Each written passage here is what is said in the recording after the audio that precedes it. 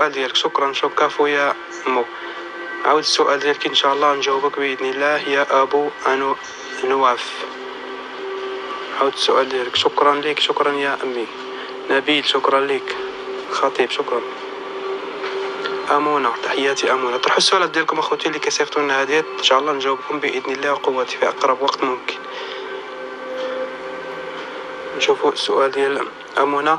واش امينه بنت الزبيده غتزوج همام؟ نشوف يا اختي الغاليه. واش امينه بنت زبيده غادي تزوج همام، نعم ام لا؟ توقع.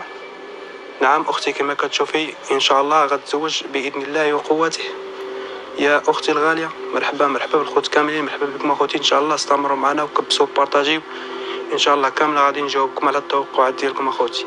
شكرا امونه. شكرا اختي الغاليه. شكرا جزاك الله خيرا. واش ايوب غادي يتزوج امينه؟ نشوف يا اختي يا اخي ايوب. شكرا امونه. شكرا مجد. ليالي يا ليالي. شكرا ليك يا اختي ليالي. نشوف ايوب.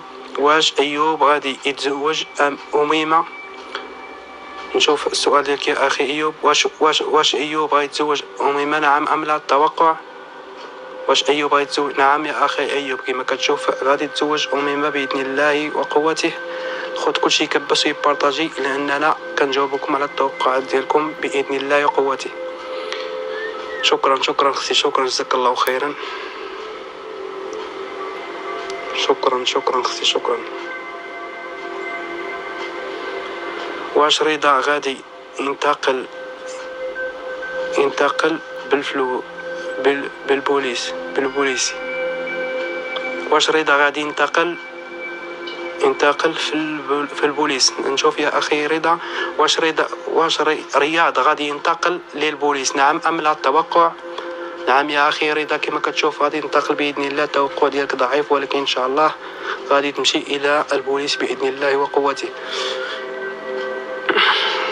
استغفر الله.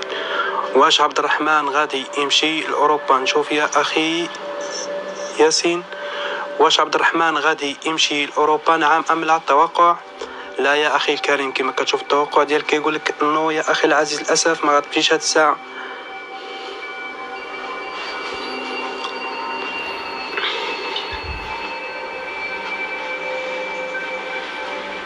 هل في زواج العام هذا؟ نشوف يا اختي بنت الجزائر.